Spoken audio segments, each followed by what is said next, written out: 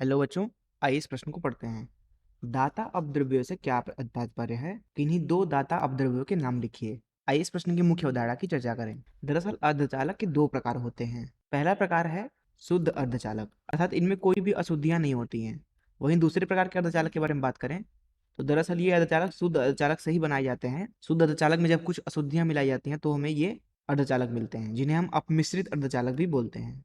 दरअसल अपमिश्रित अर्धचालक दो प्रकार के होते हैं, एन प्रकार तथा पी प्रकार। अब जो ये एन प्रकार है अर्थात निगेटिव टाइप अर्थात ऋणात्मक प्रकार, दरअसल इसमें इलेक्ट्रॉन की संख्या ज्यादा होती है होलों से अर्थात कोटरों से।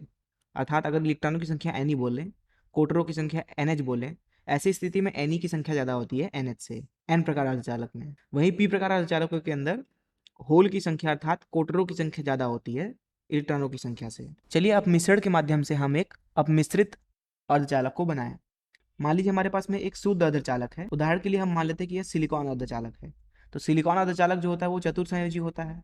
तो अब अगर हम चतुर्संयोजी तत्व के अंदर एक पंच संयोजी तत्व डाल दें, जैसे मान लीजिए कि हमने इसमें आर्सेनिक डाल दिया अथवा एंटीमनी डाल दिया, तो दरअसल होगा ये कि जो ये चतुर्संयोजी तत्व है सिलिकॉन अर्थात शुद्ध अर्धचालक, जिसमें इलेक्ट्रॉन और होल दोनों की संख्या बराबर है, क्योंकि ये सिलिकॉन जो है वो चतुर्संयोजी तत्व है अर्थात एक शुद्ध अर्धचालक।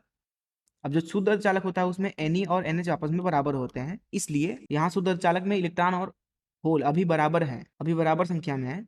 लेकिन जैसे ही आप इसमें पंच संयोजी तत्व का आप मिश्रण कर देते हैं तो यह दरअसल n प्रकार में परिवर्तित हो जाता है। n प्रकार में परिवर्तित होने का मतलब यह है कि इसमें इलेक्ट्रॉनों की संख्या ज्यादा हो जाएगी होल के मुकाबले। जैसा कि यहाँ पे आप देख सकते हैं कि अब मिश्रण की वजह से यहाँ पे पूरे अर्धचालक के अंदर इलेक्ट्रॉन की संख्या बढ़ गई।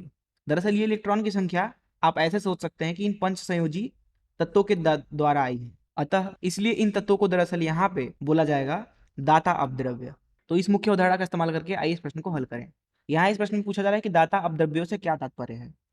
तो दरअसल दाता अपद्रव्य वे अपद्रव्य होते हैं जो अर्धचालक के अंदर इलेक्ट्रॉन दान कर देते हैं, जिनकी वजह से जो अर्धचालक होता है वह एन प्रकार अर्धचालक में परिवर्तित हो जाता है। वहीं अगर चले प्रश्न के दूसरे भाग पर, तो बोला जा रहा है कि किन्हीं दो दाता अपद्रव्यों के नाम लिखिए। जैसा कि मैंने आपको दिखाया कि अगर आप सिलिकॉन में अपमिश्रण करते हैं तो उसके लिए दो दाता अपद्रव्य जो हैं वो है आर्सेनिक और एंटीमनी। आर्सेनिक AS से दर्शाते हैं, एंटीमनी को SB से दर्शाते हैं।